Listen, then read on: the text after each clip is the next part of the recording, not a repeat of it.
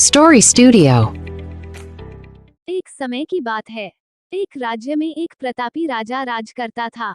एक दिन उसके दरबार में एक विदेशी आगंतुक आया और उसने राजा को एक सुंदर पत्थर उपहार स्वरूप प्रदान किया। राजा वह पत्थर देख बहुत प्रसन्न हुआ। उसने उस पत्थर से भगवान विष्णु की प्रतिमा का निर्माण कर उसे राज्य के मंदिर में स्थापित करने का निर्णय लिया और प्रतिमा निर्माण का कार्य राज्य के महामंत्री को सौंप दिया।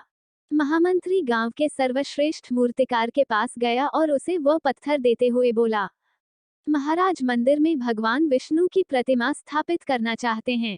7 दिवस के भीतर इस पत्थर से भगवान विष्णु की प्रतिमा तैयार कर राजमहल पहुंचा देना। इसके लिए तुम्हें 50 स्वर्ण मुद्राएं दी जाएंगी।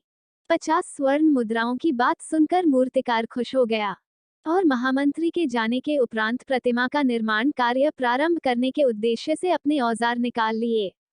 अपने औजारों में से उसने एक हथौड़ा लिया और पत्थर तोड़ने के लिए उस पर हथौड़े से वार करने लगा, किंतु पत्थर जस का तस रहा। मूर्तिकार ने हथौड़े के कई वार पत्थर पर किए, किंतु पत्थर नहीं टूटा। 50 बार प्रयास करने के उपरांत मूर्तिकार ने अंतिम बार प्रयास करने के उद्देश्य से हथौड़ा उठाया, किंतु ये सोचकर हथौड़े पर प्रहार करने के पूर्व ही उसने हाथ खींच लिया कि जब 50 बार वार करने से पत्थर नहीं टूटा तो अब क्या टूटेगा। वह पत्थर लेकर वापस महामंत्री के पास गया और उसे यह कह वापस कर आया कि इस पत्थर को तोड़ना नामुमकिन है, इसलिए इससे भगवान विष्णु की प्रतिमा नहीं बन सकती। महामंत्री को राजा का आदेश हर स्थिति में पूर्ण करना था, इसलिए उसने भगवान विष्णु की प्रतिमा निर्मित करने का कार्य गांव के एक साधारण से मूर्तिकार को सौंप दिया। पत्थर लेकर मूर्तिकार ने महामंत्री के सामने ही उस पर हथौड़े से प्रहार किया और वो पत्थर एक बार में ही टूट गया।